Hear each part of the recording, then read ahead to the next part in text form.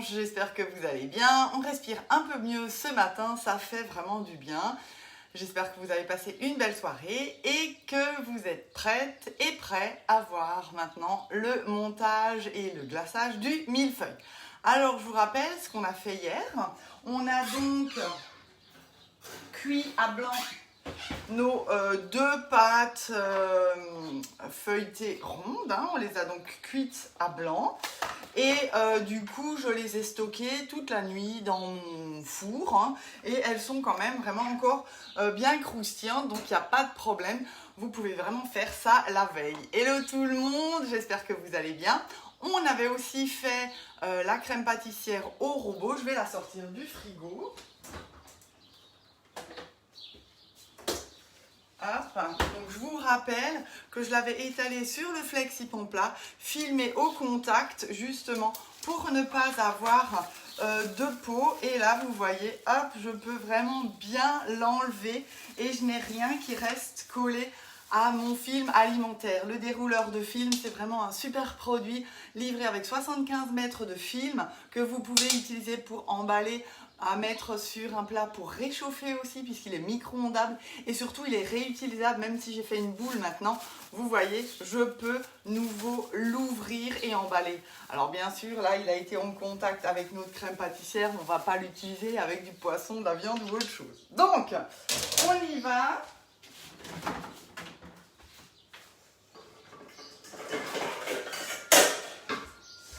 On va déjà préparer tout ce qu'il nous faut ce matin.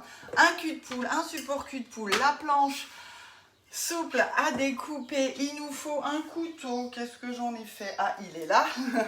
Le couteau à pâtisserie, notre fouet, la petite spatule coudée, 180 g de sucre glace, 30 g de blanc d'œuf. Je vous rappelle hier, hein, j'avais mis sous vide mes 4 jaunes. Bah, du coup, là, j'ai pesé 30 g. Et puis, le reste, je l'ai remis sous vide. Vous pouvez bien sûr aussi faire des financiers tout de suite avec, puisque là, il reste 3 blancs d'œufs. Donc, c'est vraiment l'idéal. Et nos pâtes, bien évidemment. Le cadre inox, puisqu'on va faire notre montage.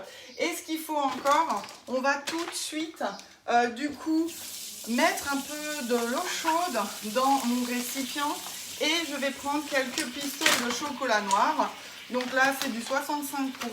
Alors en ce moment c'est impossible de commander des pistoles et du chocolat quel qu'il soit, les barres de chocolat, les drops. Je suis vraiment désolée mais les conditions ne permettent pas d'avoir une bonne façon de stocker le chocolat. Donc du coup en ce moment, Guy Demarle arrête. Donc là, j'ai mis dans mon sac congélation une quinzaine de pistoles de chocolat noir. Je vais enfoncer tout ça. Et là, je viens simplement mettre de l'eau chaude dans mon récipient. Et je vais poser mon petit sac avec mes pistoles de chocolat. Et on va l'oublier le temps de faire notre montage. Alors, on commence tout de suite par couper nos pâtes avec le cadre inox. Donc là je prends et je viens couper avec mon couteau à pâtisserie dans le pourtour intérieur de mon cadre, en faisant quand même attention de ne pas casser ma pâte, de ne pas la craquer en 36 000 morceaux. Donc vous restez vraiment bien autour de votre cadre et vous entendez, hein, elle est vraiment bien croustillante. Donc vous voyez, le fait de le faire la veille, c'est pas gênant du tout. Et du coup, je vais, comme dit, garder mes chutes. Ça c'est important pour faire la troisième couche du milieu. Allez, on a presque fini la première pâte, donc on peut déjà aller à l'extérieur et ensuite on refait une petite couche à l'intérieur et hop, j'ai déjà ma première plaque de pâte qui est prête.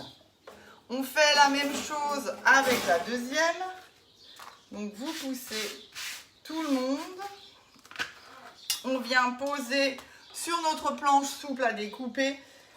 Et on y retourne, on refait, on positionne bien. Une fois, deux fois. Hop. Bien sûr, vous pouvez aussi le faire avec le grand cadre, hein, pour celles qui l'ont. Par contre, là, du coup, il faudra acheter les pâtes feuilletées rectangulaires et en prendre 3 pour que vous ayez assez de pâte pour faire les 3 couches. Alors, attention de ne pas bouger. C'est ce qui m'est arrivé, là. Hop. Et on vérifie bien que notre pâte aille vraiment bien dans le cadre inox. Hop, c'est bon. Et du coup, j'ai ma deuxième pâte, hop, qui est prête pour le coup. Allez, on va mettre ça de côté. Je vais pousser un peu tout ça. Maintenant, je vais préparer ma crème pâtissière. Donc, je la prends, hop, je la mets simplement, vous voyez, dans mon cul de poule. Donc ça, c'est vrai que c'est impeccable parce qu'elle glisse vraiment facilement. Et là, je vais simplement la détendre avec mon batteur.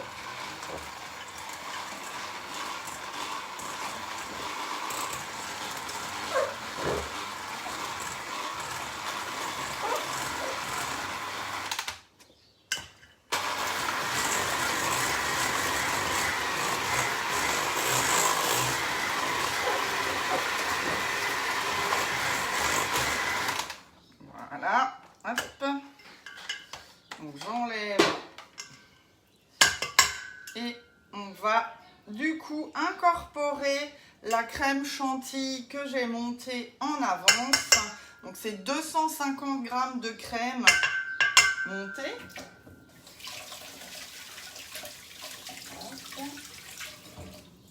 Voilà.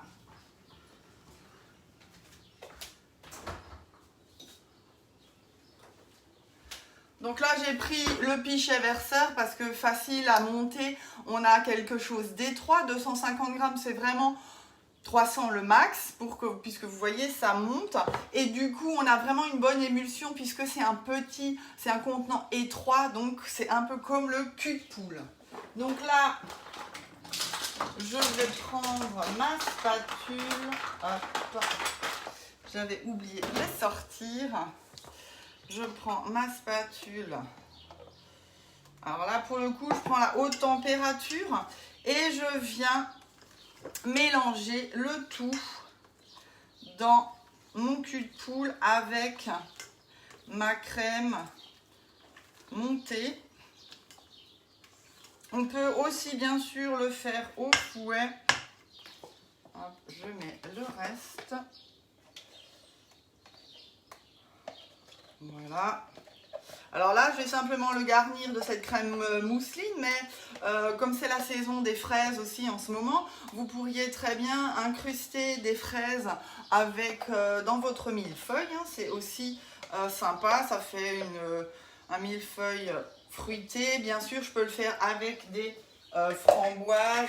Là, en fait, vous faites ce que vous avez envie à loisir, effectivement. Donc du coup, je vais aussi prendre le fouet, ça va être beaucoup plus simple. Et on va en fait lever et tourner en partant du bord et on va au milieu et on intègre en fait notre chantilly. Donc là, vous voyez, je travaille sur le support cul de poule, c'est hyper pratique. Parce que du coup, j'ai vraiment une bonne stabilité. Parce que là, j'ai vraiment une belle masse aussi dans mon cul de poule. Voilà, vous voyez, ma crème s'intègre à ma crème pâtissière. Donc, je vais des bords, je passe au milieu et je relève. Voilà, pour vraiment bien intégrer le tout. Voilà. Donc là, j'ai presque tous mes éléments qui sont prêts. On va faire le premier montage. Hop.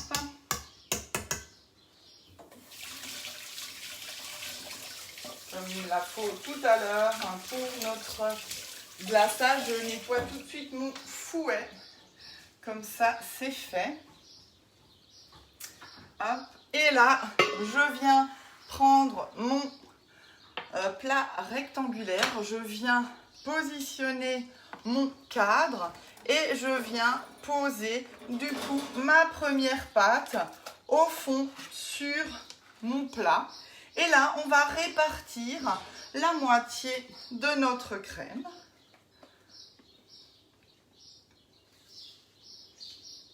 Voilà. On doit y être. J'utilise évidemment ma petite spatule coudée parce qu'elle est hyper pratique pour vraiment bien répartir la crème dans notre cadre. Hop. Voilà. Et ensuite, je viens utiliser mes fameuses chutes dont je vous parlais. On les a gardées. Hop, je les avance, je ne sais pas si vous les voyez.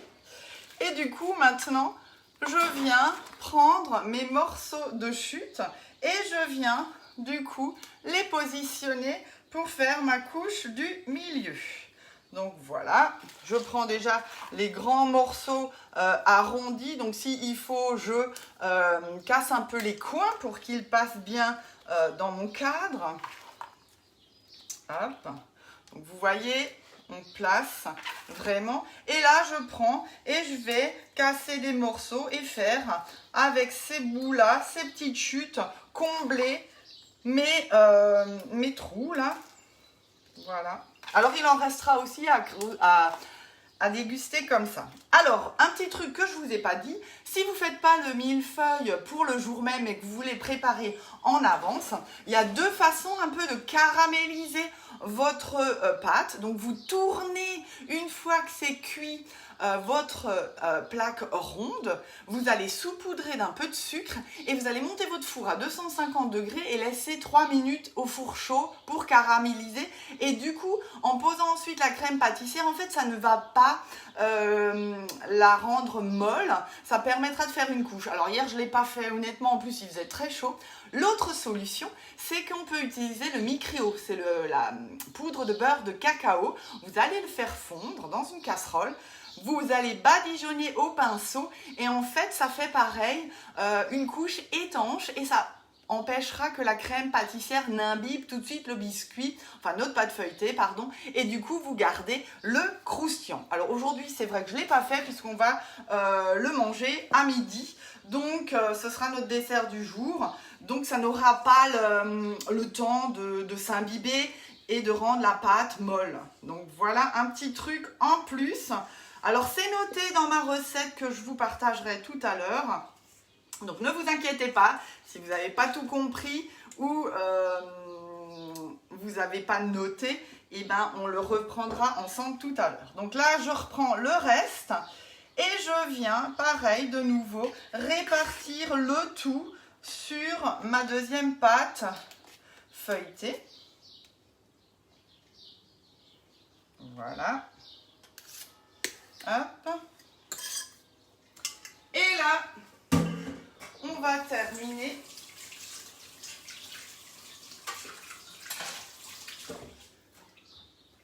en mettant évidemment notre pâte feuilletée, la deuxième. Donc là, vous mettez vraiment la partie lisse sur le dessus pour qu'on puisse vraiment faire un très très beau glaçage. Vous l'enfoncez un peu et du coup, si vous n'avez pas bien coupé, on va redonner un petit coup de couteau. Voilà. Pour tout à l'heure, comme ça, on a vraiment quelque chose de bien. Donc voilà, notre montage 1 est fait. Donc je pense que ça va, vous avez compris, c'est pas trop difficile. Maintenant, il est important de préparer tous les éléments en même temps. C'est-à-dire, pour faire le glaçage, il nous faut le blanc d'œuf, le sucre glace, le fouet, le couteau doit être prêt et propre. Et on doit voir si notre chocolat il est bien fondu. Alors, on va voir ça. Hop, je jette mon eau, je vous montre. Allez, ben, il n'est pas tout à fait bien fondu, donc je vais vraiment bien le mettre dans l'eau chaude, quitte à faire couler un peu dessus vraiment, pour qu'il fonde bien. Alors on peut le mettre dans une petite tasse et au micro-ondes et ensuite le mettre dans un sachet.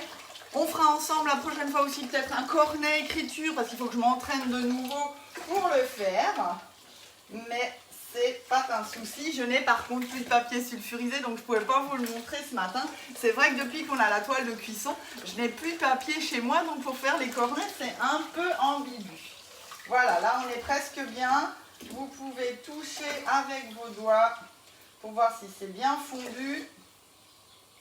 On va le laisser encore tremper le temps de commencer. Ma spatule est prête aussi. Mon ciseau, c'est important aussi puisque je vais utiliser la pointe du sachet pour faire ma petite pointe pour le cornet écriture. Et donc là, on y va.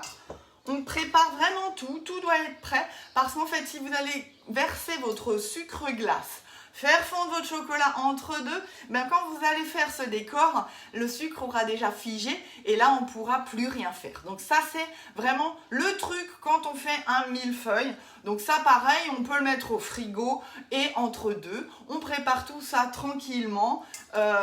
Et vous pouvez faire que le glaçage aussi un peu avant de recevoir le monde. Donc j'ai mon sucre glace, je mets maintenant mon blanc d'œuf et là je mélange. Alors d'abord ça fait une pâte un peu toute compacte, alors ne vous inquiétez pas.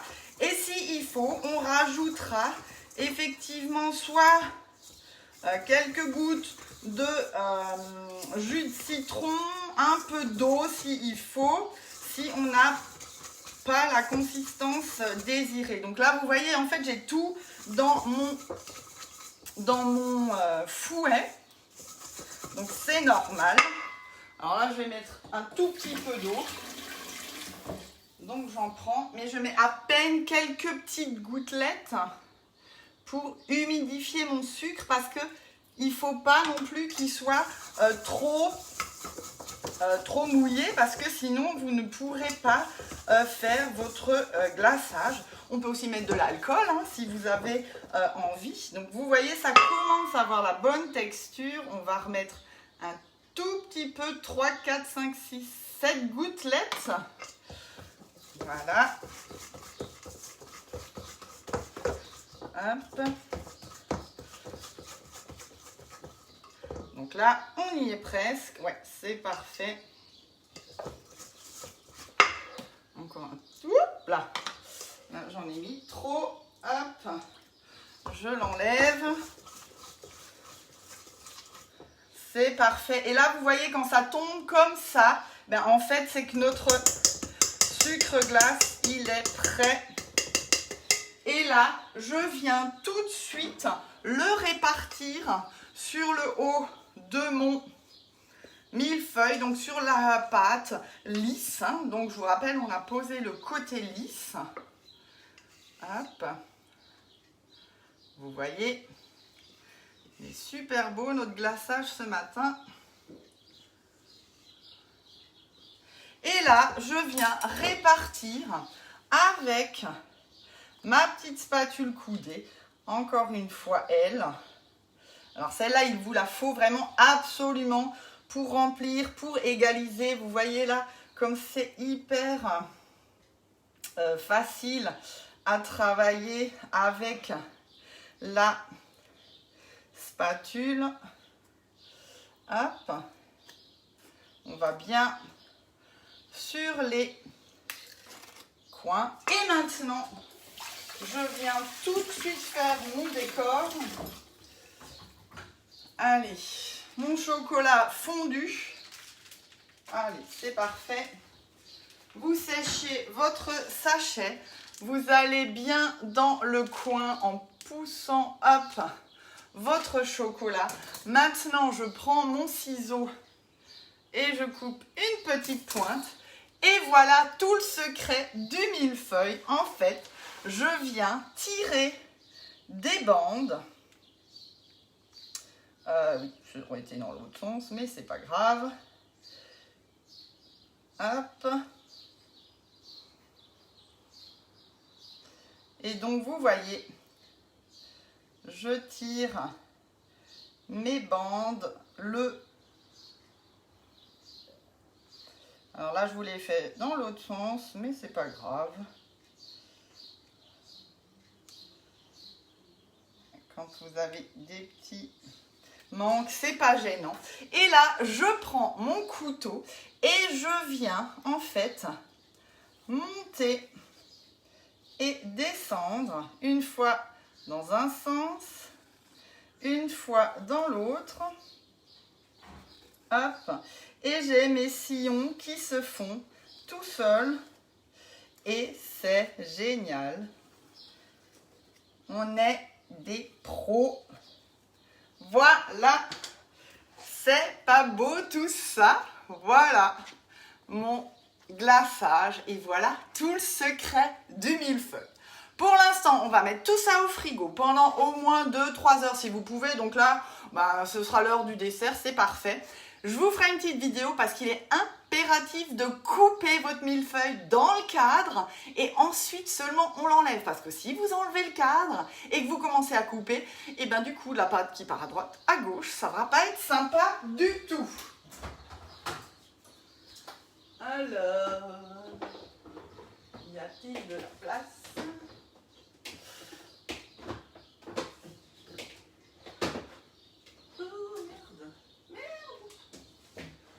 Alors là, il m'est arrivé une grosse chose.